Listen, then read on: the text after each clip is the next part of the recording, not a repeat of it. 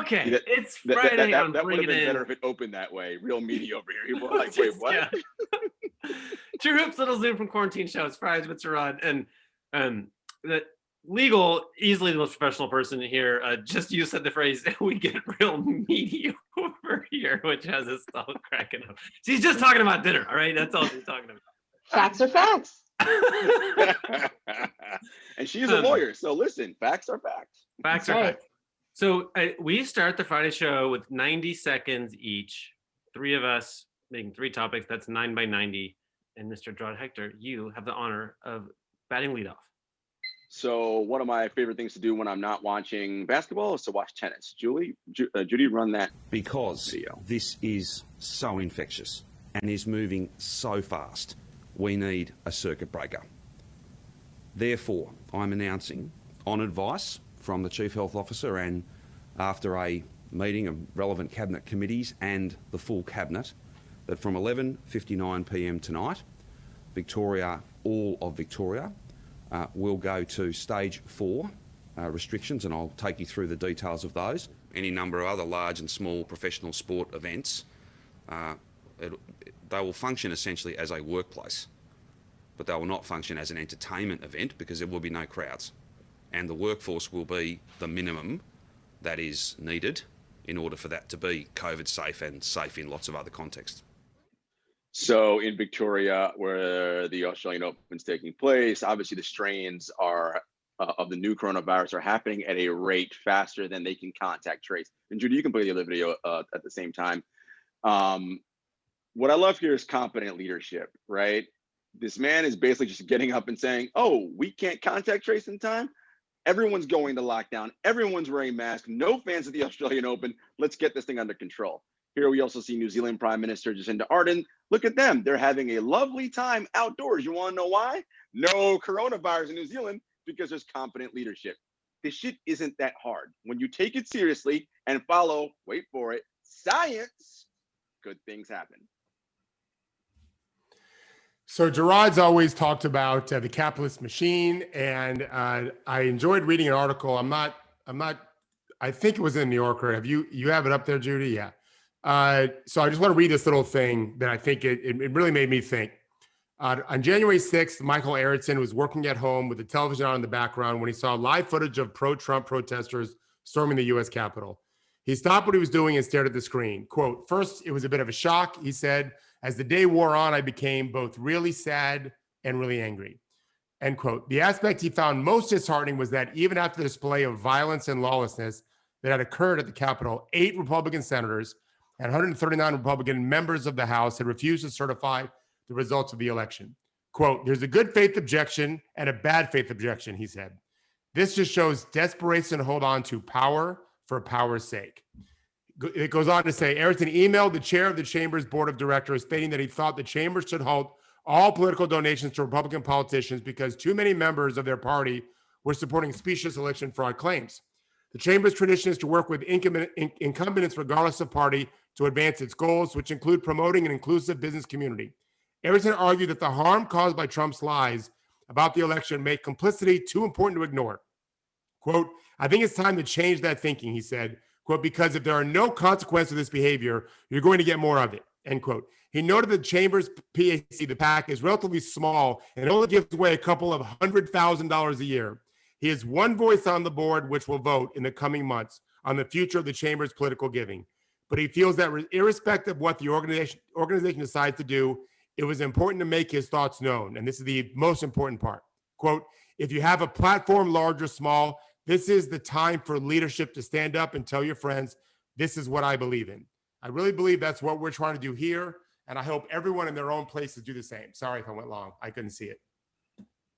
David, that's great. It's important to raise your voice. And I'm just going to talk about the Blazers for all three of my 9 by 90 today because I got up at 7 a.m. and watched Portland beat the Sixers. It was really fun to watch. Quick note. Okay, so Ben Simmons was almost traded for James Harden. A lot of discussion of Ben Simmons. I'm here to tell you that there's a lot he can't do, but he's huge, athletic, and guards the living hell out of Damian Lillard. And Lillard was 2 of 13 in the second half, and I felt like I could see it. Lillard was just getting tired of wrestling with this guy. Lillard, who's been a little beat up, had abdominal and hip things. 5 seconds left, tie game. This is when Portland fans start pointing at their wrist like it's Dame time. The Blazers couldn't get the ball to him. Literally had to call a timeout. 2 attempts, failed both times to even get him the ball because of Ben Simmons. And then here's the deal. Just look at this really fast. Ben Simmons is 85th percentile as a defender. James Harden, who's excellent, is 8th percentile on D. I think that we have a hard time considering the role of defense. And Ben Simmons isn't always quite this, and James Harden isn't always quite that. But the fact is, like, this is a very valuable dude, even if his value isn't in shooting. I like it. Wow, look at that. Henry, you have 5 seconds left. That's amazing. I'm in a rush. All right. So new Jaguars head coach Urban Meyer had his press conference yesterday and talked about a new hire in his strength and conditioning coach. And Adam Schefter tweeted, Jaguars head coach Urban Meyer said today that he has known new director of sports performance Chris Doyle for 20 years. He vetted his hire, and he's confident there will be no issues with Doyle, who left Iowa after numerous allegations of racist remarks and belittling players. I encourage everyone to go back and look through all of the players that have talked about Doyle and what he's done and what they've said he's done and how he's belittled players, talking about, I'll send you back to the ghetto, all these different kind of things that, you know, when you are a college coach saying that to a college athlete, that's a very scary proposition, right? Because those people have power and control and can literally, for lack of a better term, you know, ruin your life. The fact that Meyer is talking about, and I watched that presser and numerous times, I've known him 20 years. So presumably, Urban, what you're saying, for 20 years, you've known this guy's an asshole. And you essentially condone that type of behavior and you're comfortable with it, right? We already know you're comfortable with people who commit domestic abuse against their spouses because happened to one of your coaches at Ohio State, and you allow that to continue. And my thing is that, you know, NFL media and a lot of the local Jaguar media are not going to hold this guy responsible. All he kept going back to was, you know, he's one of the godfathers of sport performance. I mean, who gives a shit? This guy's despicable and is an asshole, and you're welcoming him into your organization. I really hope that Doyle tries that with one of these NFL players and they beat the living shit out of him. That'd be fun. Yes, I'm a Gator guy, so way back in the day, I know about Urban Meyer. So our guy, Dr. Michael Mina, is at it again, saying brilliant things. I'm going to give you a quick quote and then kind of extrapolate. He was interviewed the other day, I think, New York Magazine. This is the whole idea of building the infrastructure for the future, but policymakers and scientists and the public has consistently had this expectation that the end is only like a month away, so it's not worth it to build a new factory to build these tests. Back in April, I was saying we should be scaling up testing and serological testing because the moment the vaccines come around, everyone's going to want to know their serological status. Essentially, none of it has happened. We still have yet to really build the infrastructure in this country. And so what he's saying, he says many great things in this piece, but he's talking about what's going to happen in the next pandemic, and the next pandemic, and the next pandemic. We're so transactional about this. It's only about right now and maybe the next day instead of next week, next month, next year, next 2 years, next 5 years. We are at risk. Well, we know what the last administration was doing. They're gone. So now the new administration, while having to put out this fire, needs to be thinking now about the next fires coming, whether it's this virus or one similar to it. And so we need to have our awareness raised, which is why I'm talking about it today, which is I think why Dr. Mina did. So I'm doing his work for him. Dr. Mina thanks you. I'm sure he will. Guys, I'm going to talk about the Blazers versus Sixers game. What? You saw the Blazers-Sixers game? Who won that game? I know. Okay, game-winning steal, Robert Covington. That's how you win basketball games. Okay, Robert Covington only played the one play before this, and that in the fourth quarter. Because if you read the headline, the story of the game was that Carmelo Anthony was on fire. He had 6 straight shots early in the fourth. So Carmelo Anthony couldn't come out, which meant Robert Covington didn't. Fine.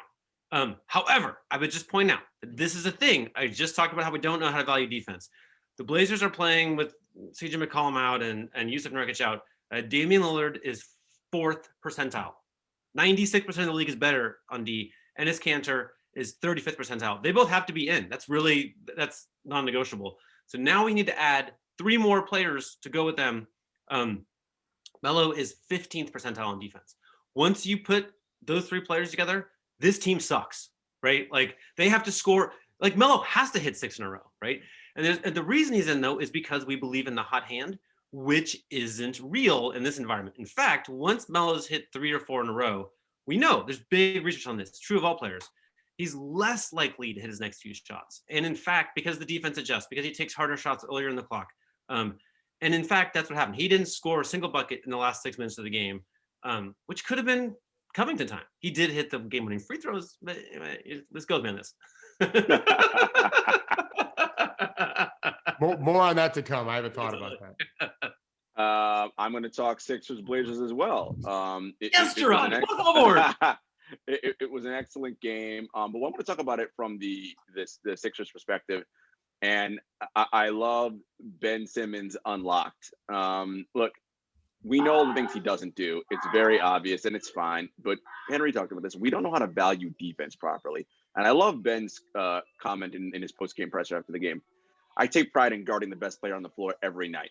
It's not a one-off thing. If you watch me, I'm typically guarding the best player. And typically the best players are guards or shooting guards, whatever it is. And I love that. I love the fact that my teammates can look at me and tell me, you got to go unlock this guy up. There's nights that guys go off. It's going to happen. But most of the time, I feel like I'm doing a good job and making the right plays. I feel like I'm the best defender in the NBA. I love that from Ben Simmons because, as Henry so rightfully points out, offense gets all the glory, and it's all like we, the collective we, not us, because we're super smart basketball people, talk about when it comes to basketball. But you ain't winning shit if you can't stop people, right? Like that's the bottom line. And Ben is so excellent on defense. I was digging into his advanced numbers, and it is outstanding.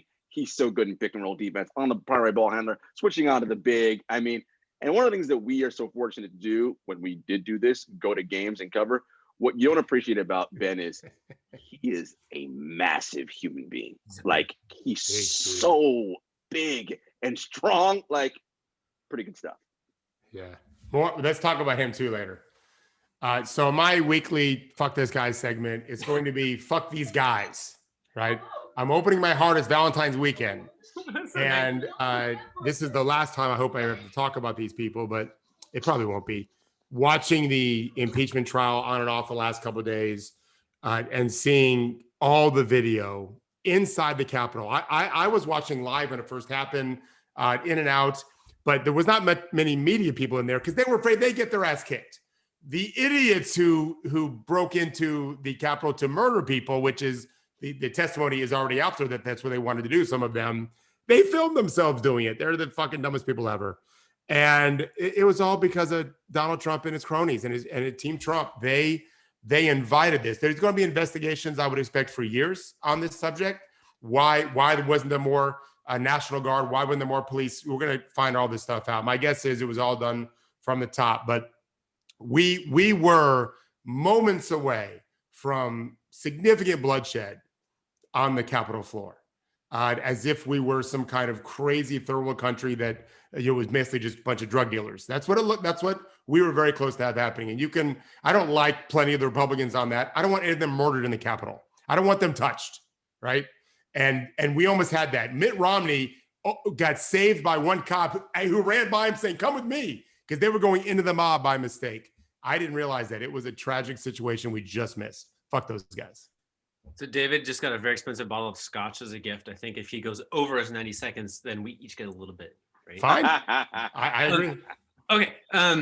Okay, so they won. There are these people. I've been to Sixers games in person when Joel Embiid shoots threes. These idiots get super mad.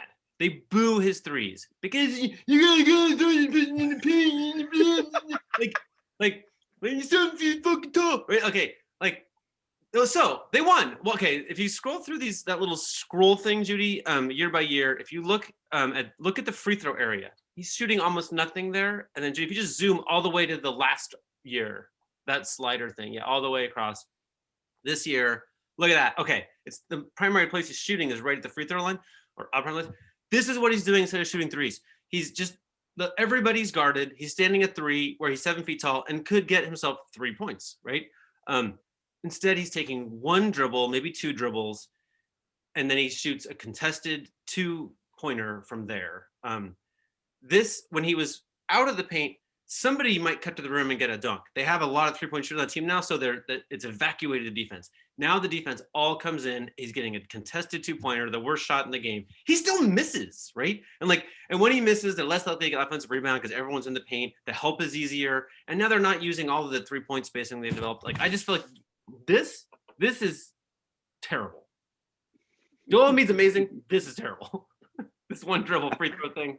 Caleb Henry, the contested two-pointer looks cool as hell, though. It just stops those people going. Who are you trying to be? That's not Christopher Walken. Who are you trying to be? Oh no, that's if you sit in the media section at a Sixers game, that's actually what it sounds like.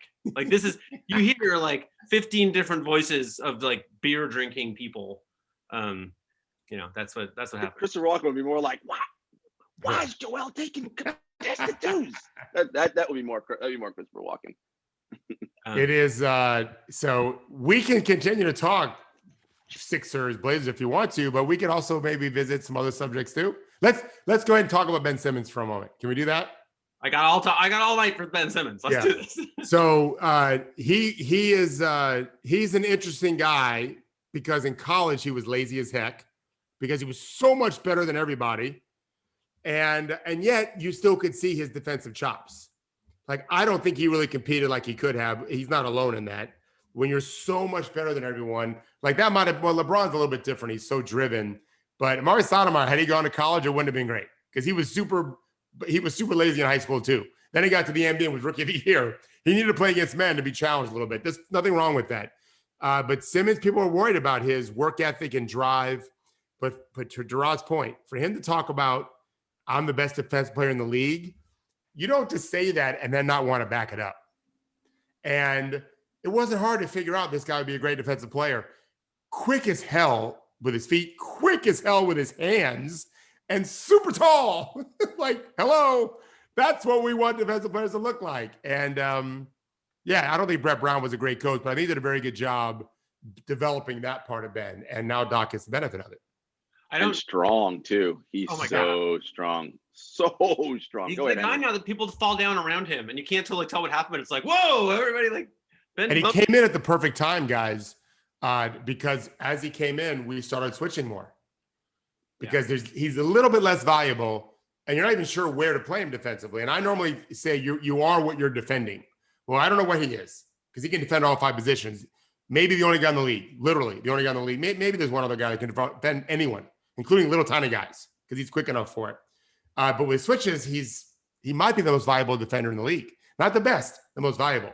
Rudy Gobert can't guard all 5 spots. He can.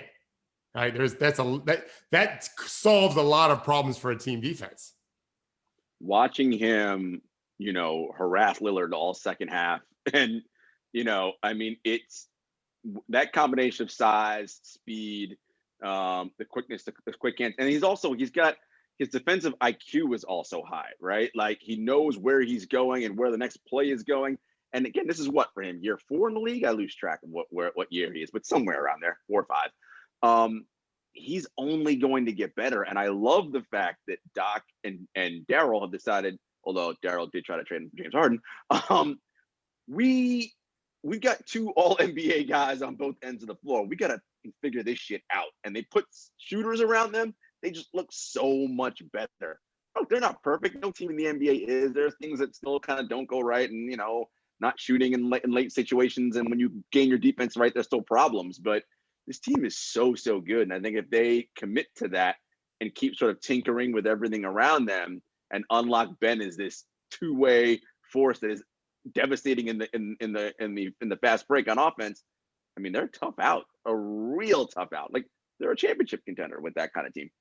He got, like, I'm going to do a terrible thing, which no one should do, which is to psychoanalyze from afar. But, like, he arrived as the number 1 overall pick, right? And, played at his style and pace and had some success, right? And then started to get people started questioning him, right? Like, maybe, and some Sixers fans don't think he should be a Sixer. And a lot of everyone struggles with his inability or unwillingness to shoot. And he appeared a little casual, right, at times, which is weird to see. I think it was more just from the comments he's made, overthinking than not caring enough, right? But anyway, there would be moments of inactivity. But like, now this one who just didn't get traded for James Harden is pissed off. That comments you read, Jarod, where he's like, I think I'm the best defender in the league. Like, he didn't talk like that a year ago. Like, and he was. And he was. And I feel like now he's just, and then I'm very unhappy for him and his family that it seems like the motivation that works best for him is like, fuck everybody, right? Like, this is an unhappy place for him to be, but it makes him a very good basketball player. Like he like at one point he knocked down Robert Covington, I think, who's recently had a concussion, and the whole stands are like, like, oh, it's Robert Covington, okay, right? And like, and Ben's like, I don't give a shit. Like, he wasn't like helping him up, and I was like, this is Ben Simmons now, and like this one's a little bit, there's a point where all players, when they come into the league, something happens in there, right? Whether it's a get it thing or whatever, right? The get it's the simple like narrative thing we all say, but coach, you know what I'm talking about, where like something happens in here, and they're like, because the talent and the skill, the physical is always there, or else they wouldn't have got into the league. But you piece together those other parts. And Henry, to your point, that trade thing, now you got to get these guys truth serum to make them actually tell you the truth. You plug that truth serum, and I bet you he says, hell yeah, that shit pissed me off that they tried to trade me. All right, fuck it. You guys don't think I'm that good? I'm going to show you how good I am, right? And we're seeing it. And again, it would behoove them. And I think, Daryl's a smart guy, let's figure out what we can do with this. And that roster, as I said, it makes so much more sense now. Unlock him, and Doc's a really good guy for him, because Doc's so good at the whole like coddling and like, oh, let me tell you how great you are, and all the little things. Like Doc's so good at that psychological part. It's good stuff. Good stuff happening in Philly. Doc also is good X's and O's. And, of course. Ben's such a great passer and such a threat.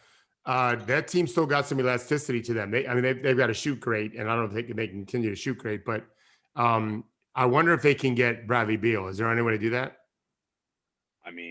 I don't know how you get him without giving up. Well, you can't. You can't give up Simmons or Joel. Right. So. That's the thing. It's the like, contract that's big enough is Tobias Harris's. Right? But the Wizards wouldn't take that without a ton of number ones. You have to give them all your number ones. Yeah, because they don't want Tobias unless they thought they could move him somewhere. He made a beautiful pass last night. Do you guys remember this?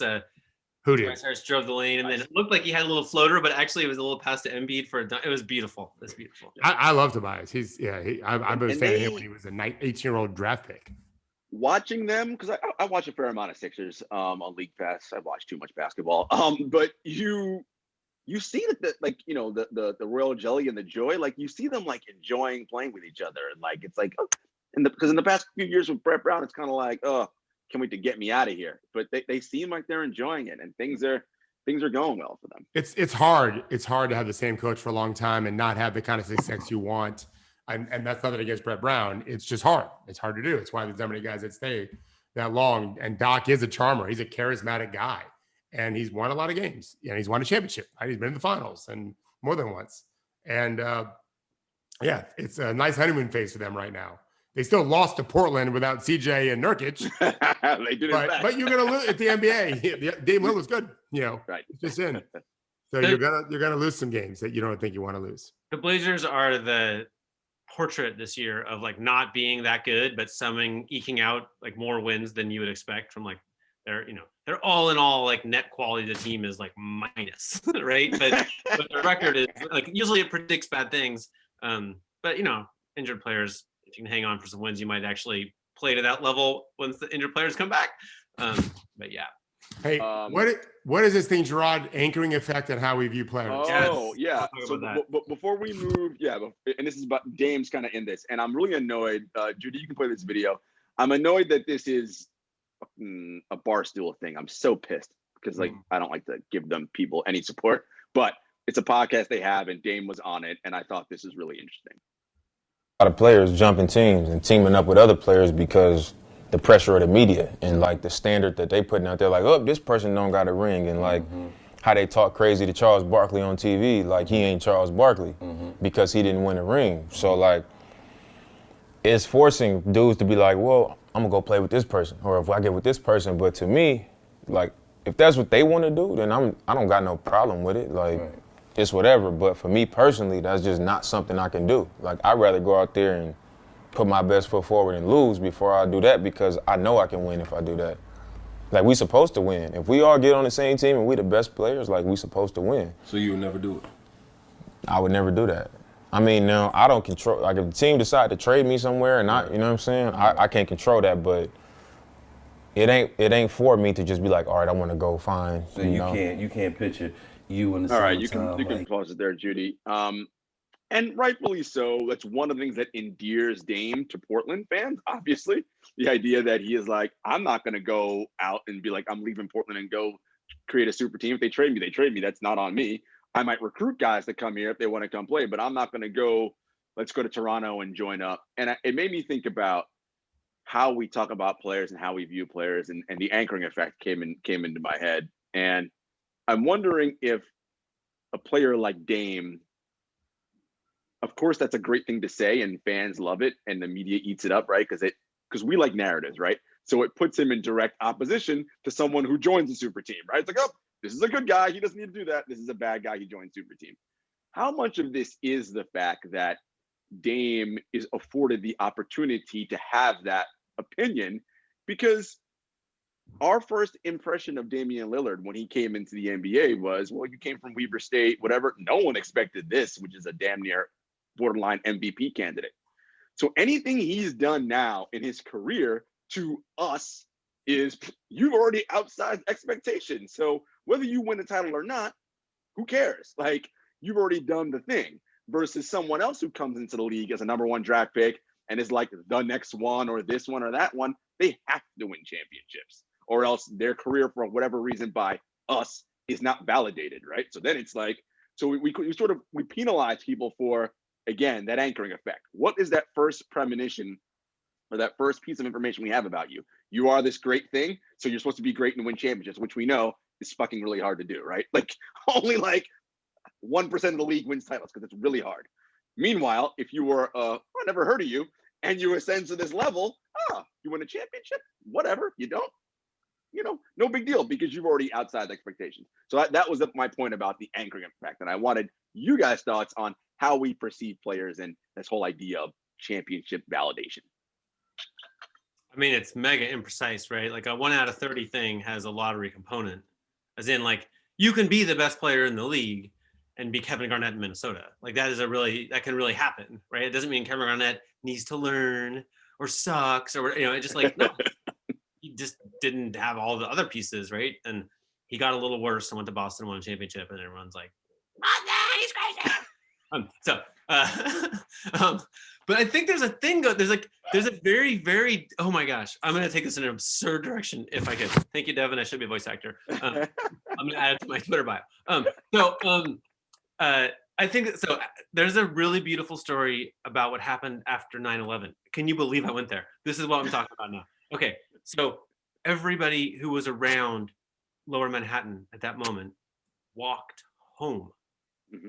It wasn't necessarily where they needed to go. It's very deep in us and in all animals, right? Like having a home is the psychological relief that we need for like these kinds of stresses, right? This is the most stressful event of your life. You go home, right? What's at home? Well, this is the year that we really get to marinate in that, right? How do you like these surroundings, everybody? Right? Like, guess what? You're Damian Lillard in Portland now, right? Like, and it's up to you. Is this cool? Is this the place to be? Like, you kind of get to choose how you feel about that, right? Like, I think a lot of us are like, yeah, maybe Cancun would be okay, but this is the thing, right? So like Kevin Durant had a pretty good home in the Bay, right? But it wasn't good enough, right? This work that you can see him doing in that video, that thank you for showing us, like, is the work of a man to me who's saying like, no, it's not perfect here, right? Like I know he's had his, concerns, right? But it's home, right? Like he's doing the work of saying like, no, this is where we're going to be. Like, this is what we're going to fight with and for. And, this new draftee is the person I'm going to take to dinner and make sure that he has a suit, and I'm going to, whatever, all that stuff. That's not second guessing your surroundings, but making the best of your surroundings. Like, it's a pretty 2021 little art form, and I graduated degree in psychology, and all it really prepared me to understand is how fragile and different our minds are. And I've been coaching, for a long time. Every player is different, right? They all have different motivations. They all think of home differently. I was thinking about Durant too, Henry. We even wrote an article. How do you leave Steph Curry? Forget about Golden State. I don't care if it's Juneau, Alaska. It's Steph Curry. Like, what are you doing? But Durant's built different. I like how Dame put it.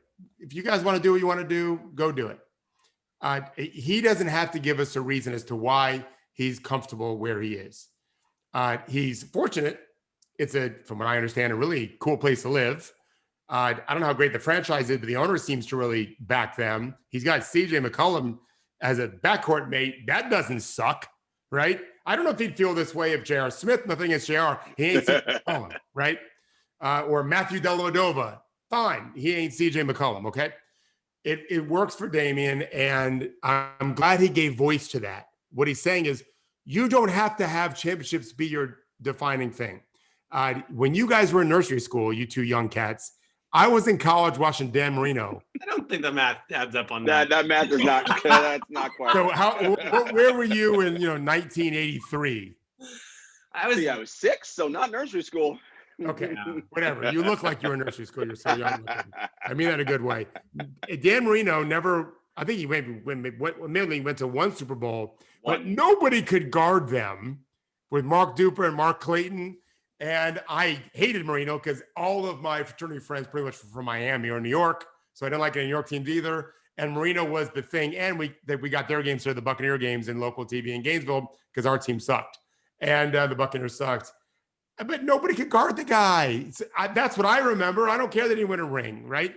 Chris Paul is really fucking special. He's going to go down as one of the greatest all-time players. He was in the era of LeBron. Like, I'm sorry. Not a lot of, not all the little guys have won when they're their best player on their team. So I like how Damian gave voice to that. We need players to feel like if they were on a mission to find home, as Henry describes it, more so than just winning, home and also being the best player they can be. You want them to have that drive. And if they end up losing in the end, they lose in the end. I think they'll have a happier life personally, but they got to do what they want to do. And he acknowledged. Success is a byproduct, right? Like if you get the culture right.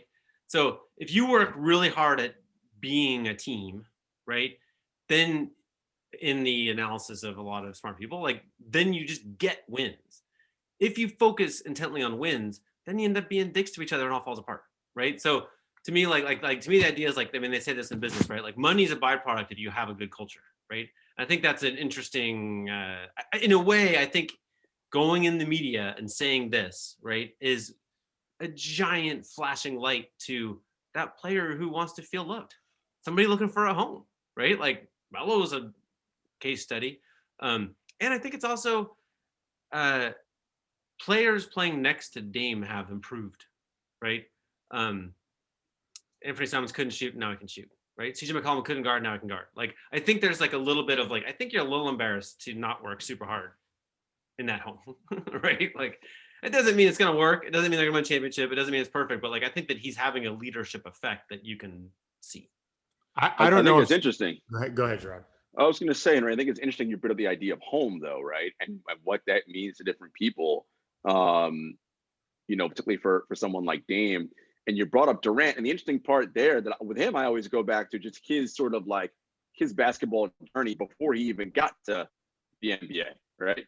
I think he went to 4 different high schools, in his time as a prep player. So that's not home, right? That's 1-1-1. The longest place he's ever been in his entire career was Oklahoma City, right? That was the longest stretch of time he's been in one place. And still, whatever that piece wasn't there, right? And then he gets to Golden State, wins, and poignantly says a number of times, I thought that was going to change things. It didn't, right? Whatever that thing is, I don't know what it is. The winning wasn't it, and so I think that whole whatever that search, that home, it's a fascinating thing. I think this part of the game behind the game is really interesting. 2 things on that. One is I don't know that Sting ever won a Grammy or whatever, all the different awards he could have. Coming up today, this is a surprise to me. Yeah, sting, right?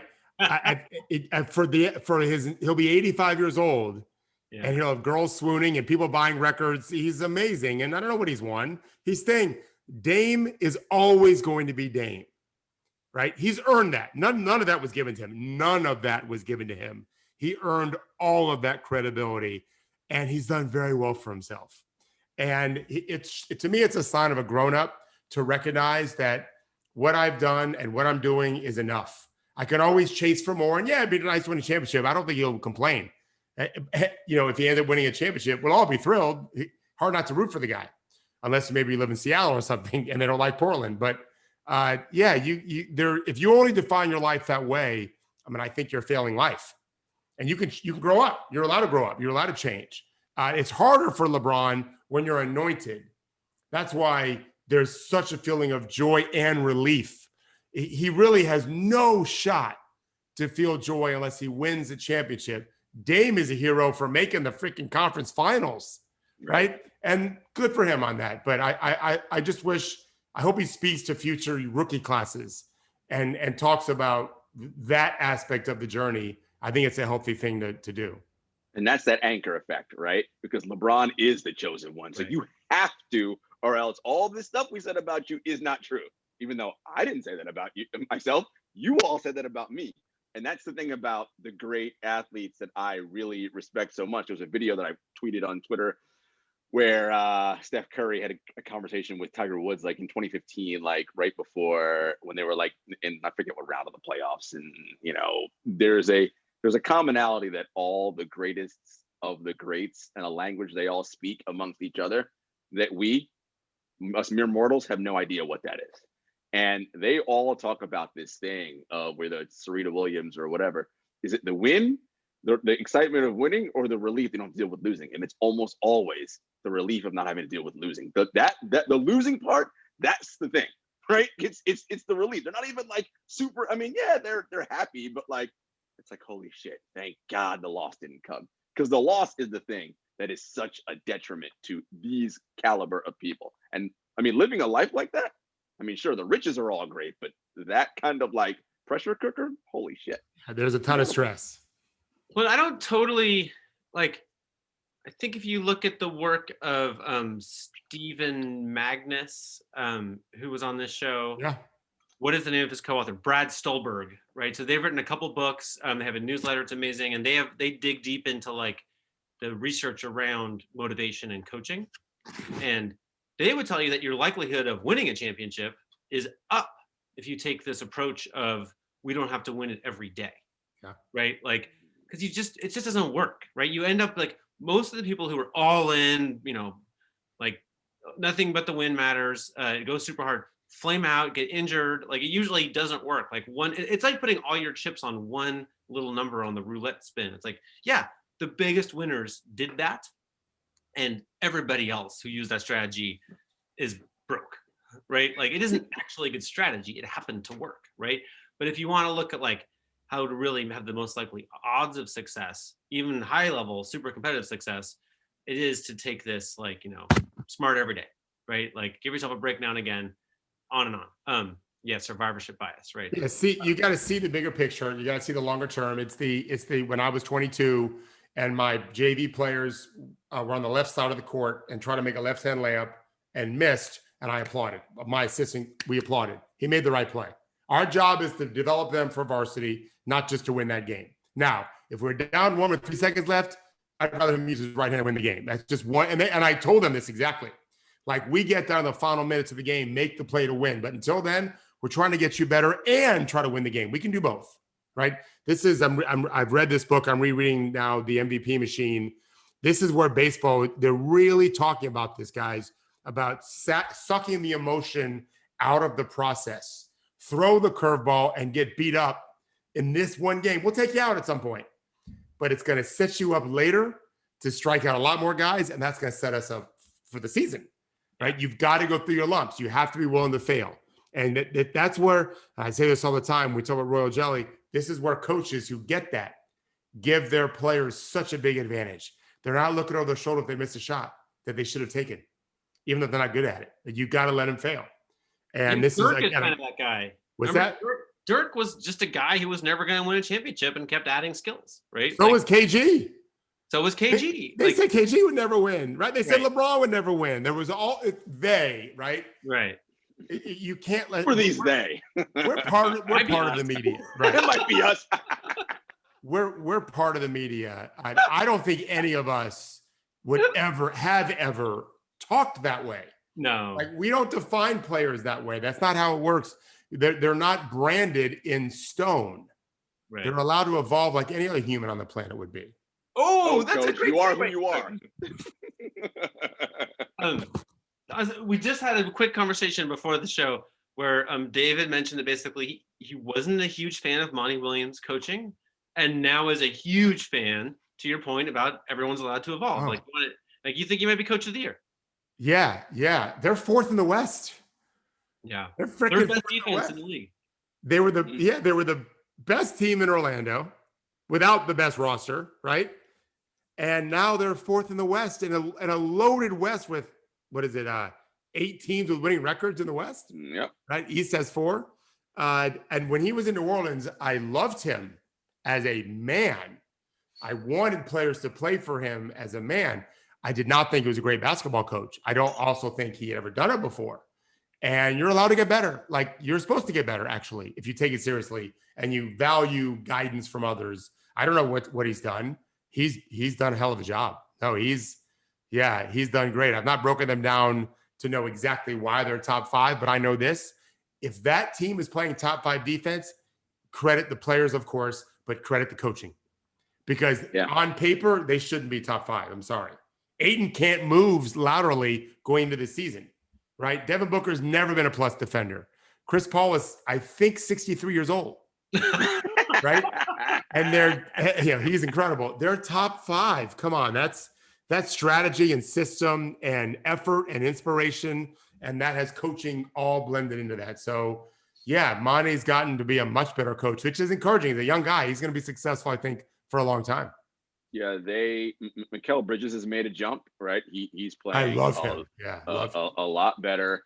And they just, coach, honestly, they just look smart in crunch time situations. They look like they know what they're doing, right? Like, and I think for so many teams, like when you're in close games, like that Milwaukee game, what night was it? Tonight's Friday, so Wednesday night, whatever that. They just look smart late and like they know what. Okay, you go here, you cover. Like, and so much of basketball is about knowing what the fuck you're doing, right? And they look like they know what they're doing, and that has to be coaching, right? Part of it, and then of course the players, and of course Chris gets credit for that as well. And everybody's just being better and moving themselves a level up. It's really fun to watch Phoenix. They're a fun team. Can we get a Mikal Bridges like love fest going on here? Like, what happened there? Why is he so good? He's always smiling when he's playing. You see him; he's constantly smiling. Like, I do like that. I do like that. I remember once talking to my son years ago, and he was such a gritty baseball player, but in basketball, he just always seemed to smile. And he thought I was gonna get mad at him for it because I wanted to be a little more intense. He was 14, but he says, "My dad, that's who I am." I said, "Oh, son, trust me.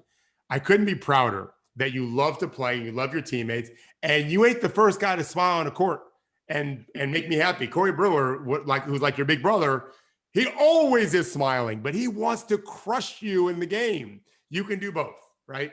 I love those guys that play with so much joy and are so competitive. Bridge is also a sneak. I think I've written this. He's a super sneaky cutter. Yeah, he's not just a 3 and D. Mm-hmm. If you're focused on, let's say, Chris Paul or whoever, Devin Booker, and you think he's okay, he's locking up at 3. Well, maybe he's also cutting to get an easy basket. We love those as coaches. We love that. I'm a fan. I'm a fan of all those guys. I'm a fan of basketball players. It's fine to have a specific role for sure, like what Henry's talking about. Embiid. It may be fine if he just lived at the rim. It's just not a best way to take advantage of his talent, right? DeAndre Ayton can shoot threes. Why wouldn't you let him shoot threes, right? But on Chris Paul, if he ends up never winning a title, it doesn't look great that he's winning a title. He maybe goes to Brooklyn next year. I don't know, or whatever. But not a bad legacy. If they had to be in top 4 in the West this year, after what he did at OKC last year, no one's gonna remember it. The average fan will remember it. Like even late in his career, he was doing some pretty amazing things with teams that no one expected a lot of. I saw a presentation once. I think it was off the record, so I'm not gonna like divulge the whole thing, but like it was basically like if you're an aging free agent, huge salary, like max type player, like basically your odds of helping your legacy are at the tip top if you go play with the youngsters every year. Just go around the league. Like and just wherever the opening is, but they have cap room galore, and you might do something amazing. And it's not out of the question. If you do, now you walk on the clouds, right? Like, and if you don't, it's fine. And I was like, I saw the presentation. This was, I don't know, 4 years ago, and I was like, oh, no one's ever going to do that. And like, Chris Paul's kind of inadvertently doing that. Like, this is what he's doing. And so is Bradley Beal right now. He's Yeah. not going somewhere, but he's not asking. He's not doing the things that athletes tend to do to want to get traded. And he is incredibly valuable right now around the league. Yeah. He may end up, as Henry just said, once they get rid of Westbrook, he may end up doing something amazing because they have some young talent, they've got some picks coming, and I don't know if they can trade Russell again and get another pick, but it'd be good if they could. Jarod says no. A lot of money on that Westbrook contract left. We got 2 more years at 42, and we got that player option, which he most definitely will be exercising and opting into. That's a lot of money, man. They're better when he's not there. We know where Westbrook's going. Oh, I don't want to say it. I don't want to get Randy sad on the. Oh, Knicks. It only takes one. It only takes one. A Westbrook Rose backcourt. Oh God. Must see TV there in New York, huh? And a pandemic anyway. Henry, I loved. We talk about injuries all the time. I love Tom's article on KD, and I said this somewhere else. I forget where. The 18 months, obviously, that's a huge deal, and how much of this is about circumstances outside of the player's control that forced him to do this? Because had there been no pandemic, everything is normal, would he be like every other athlete, which is rushing themselves to get back on the floor and play? But really, you couldn't do it because there's nowhere to go. Like, we got no league, we got no games, you can't go. So all these circumstances forced you to sit down because we're not doing anything. And this year, especially, those 2 COVID protocols that he's been in, and the sitting out the back-to-backs, those are lucky, even though the team hates it because he's not out there. Those weeks off have been nice and been helpful, I'm sure, in his recovery process. Yeah. Well, but they did make 2 choices, right? One was, I remember walking around back when we used to walk around outside in Lower Manhattan with a guy who was like a huge Nets guy. And I mean, not physically huge. He's a small guy, but he's very into the Nets, very up on the Nets. And he's basically like, we have this leaked video of Durant's workouts, and and everyone was like, oh, he's going to come back this year, right? And could have, right? He could have played that first year. And then, they said then, this was all before the pandemic. They said they said no, not happening, right? That was a decision. I respect that. I don't know what went into that, but I imagine it was smart. And then he could have played in the bubble, right? Like, and didn't. And I feel like that's when I was like, ooh, they're like, I love it when there's evidence that like they know something. They have a plan. Like, I don't need to know it, but I'm glad they do, right? I'm glad it isn't like, well, I probably should get out there. Frankly, what the Warriors said about him, right? The Warriors talked like that. The Warriors were like, well, everyone else is playing injured, and I really respect that. And it's like, right. Well, look what happened, idiots. Yeah, he came out to bust his ass for you and blew out his Achilles. Yeah. Great. But anyway, so I that was impressive to me that like he was twice like shut down by him, by his doctors. I have no idea by whom, but I was like, that's pretty cool. But then and the doctor that Tom interviewed mentioned that like what you really want to look for is explosiveness, and he's dunking more this year than his rookie year. They're playing the fastest maybe of any team ever, and I don't know. I guess and usually players are better year 2 after an Achilles. So I don't know if we're technically in year 2 since he was out for 18 months. But yeah, I thought this was like mega interesting that it's early. He's only played 18 games, but I felt a sense of relief. How about you? Yeah, for sure. I mean, I'm not advising him to get into the COVID protocol anymore, but why don't you just keep getting in the COVID protocol? Take a week off every now and then. It might be helpful. Just saying. Dip your toe in a little.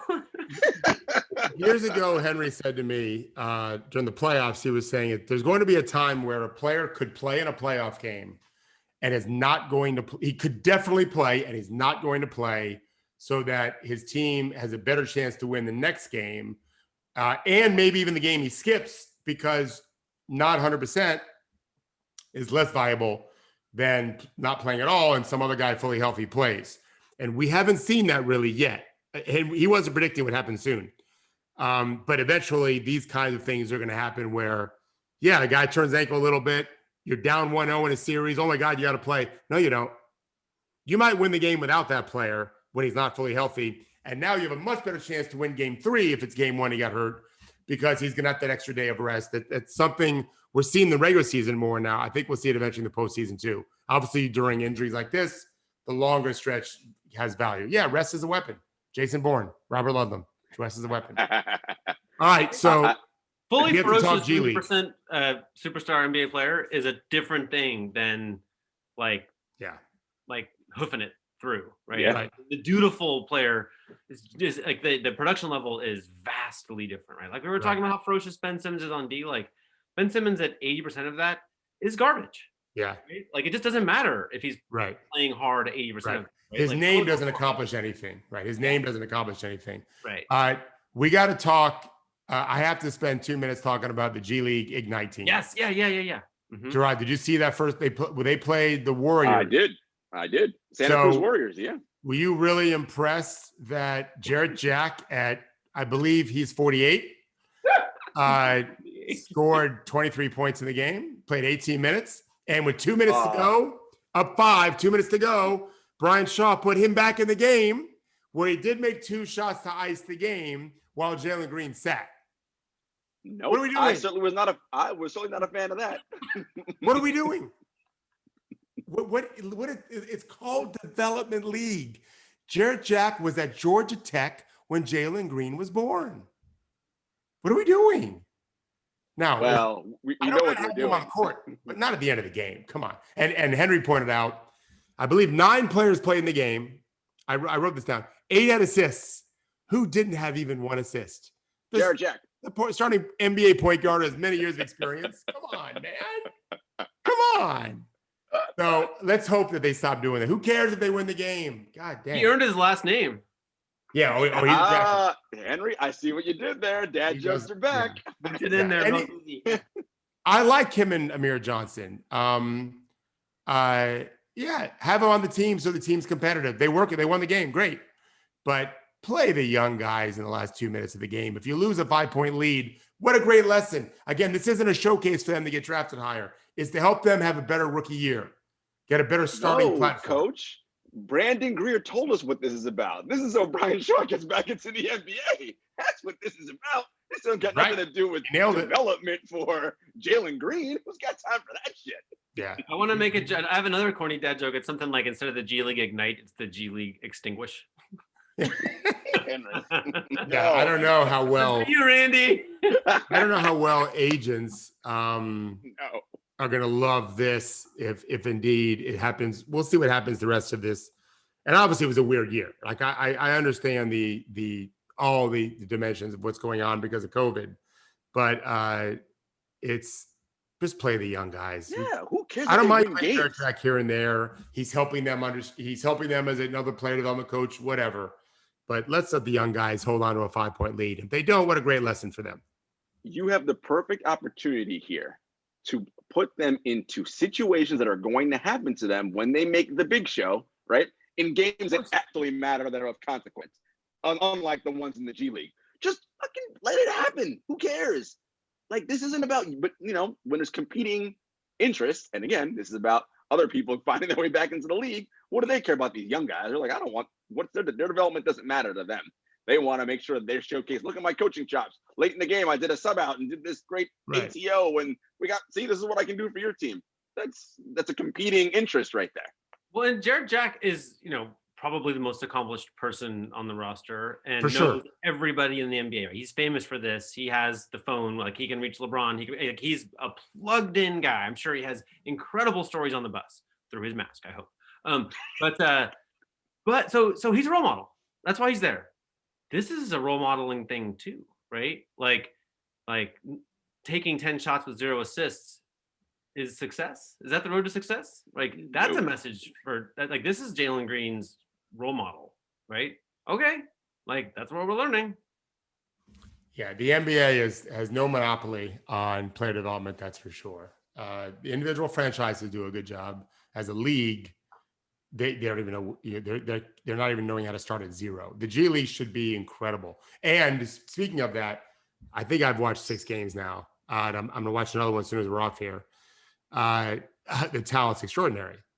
They don't know how to play mostly because they're very young guys. But the first couple of games, nobody could seem to miss a 3. There's lots of athleticism and handle.